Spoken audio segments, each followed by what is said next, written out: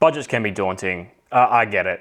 I've tried tracking every dollar of every expense and living by a spreadsheet in the past, and what I can tell you is that experience was stressful. I knew that budgets were fundamental to financial success, but I couldn't for a long time work out how to make it simple and effective. It has taken me a long time to work that out. But now I have a great budgeting system that has allowed me to regularly save and invest and ultimately replace my income such that I don't have to work anymore.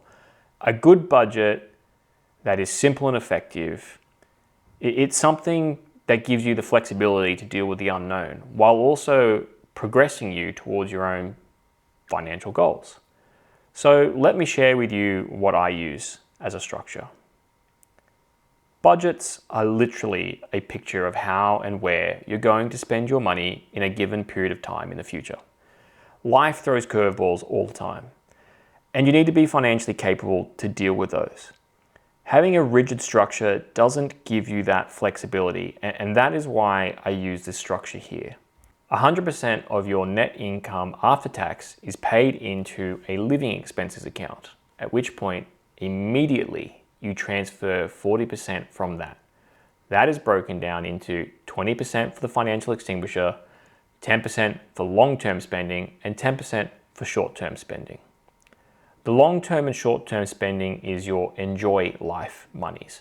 The financial extinguisher is your progress life monies, and your living expenses is your maintain life monies. Now that you've seen how simple this is, let me show you how to set it up. The first thing I want you to do is approach your regular bank or financial institution. You're going to be setting up 4 accounts. The first account is a savings account, which we're going to name long-term spending. The second account will be a transaction account linked to this one, and we're going to name this short-term spending.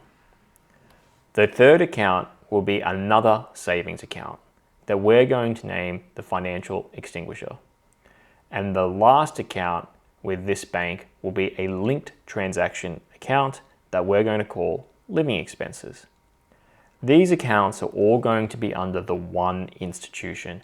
You need to make sure that they are all zero fee accounts, and you should obviously try to ensure that they pay the highest available interest to benefit you in the long run.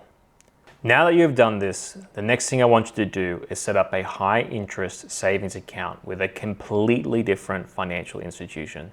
This is going to be your emergency fund. This account should hold monies only for life emergencies.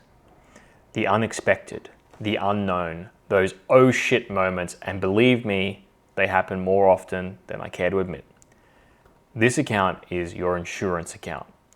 You should look to put $2,000 immediately in this account, and eventually after you pay all of your personal debt, you will build this up to a safety net of a minimum 3 months worth of expenses, or whatever it is that makes you feel comfortable. Monies only comes out of this account in an emergency. We are talking car breaks down, fridge breaks down, you lose your job, or anything that is essential to maintaining the continuity of life. This is not an entertainment account. If your TV breaks, it doesn't come out of here. As far as I care, you go without television until you can buy it with your enjoy life accounts. So speaking of the enjoy life accounts, let's take a look at what they encompass. You have 2 accounts here. The first is short-term spending.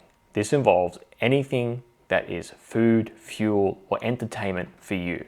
If you want to go see a play, a movie, go out for lunch with friends, this is the account.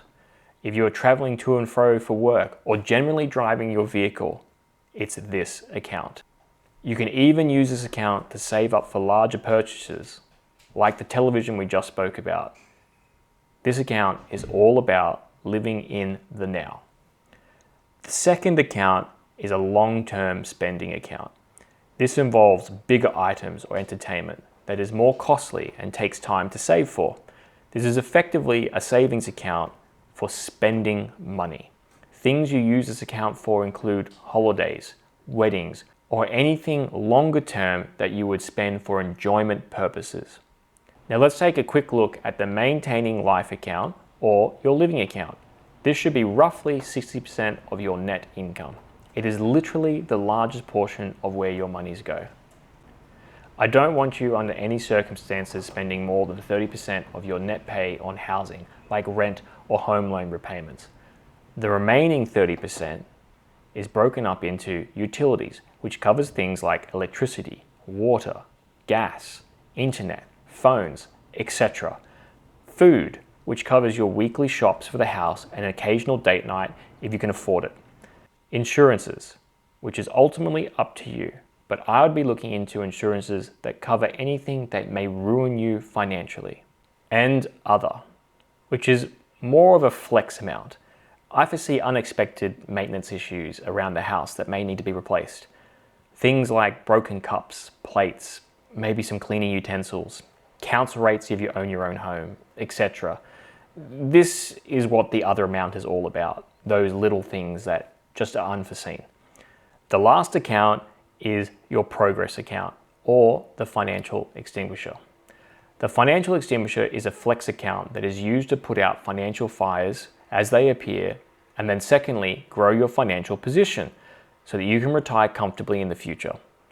There is a very clear instruction process that needs to be followed with this account. Step 1, get $2,000 into your emergency fund straight away. This is the start of your personal insurance and a safety net so that you can start to tackle life with a little bit more confidence. Once you've done that, you get to step 2, which is pay down your personal debt. I have a video on how to do this already, so I'll leave you a link in the description below. I created a tool that can help you prioritize your debt, and even though there are multiple methods for tackling debt, I personally recommend the debt snowball technique. Step 3, once your debt is paid, it is now time to buff your personal insurance. Or in other words, increase your emergency fund to 3 months worth of expenses. If you're uncomfortable with that as a minimum, please buff to your comfort level, whatever that may be. Step 4 is where it starts to get exciting. You no longer have any personal debt. You can start to tackle unexpected events with peace of mind, and now it's time to start building some savings. We want to save for a house deposit. A home is probably going to be your biggest expense in life, and the earlier we get into the market, the better it will be over the long term for you.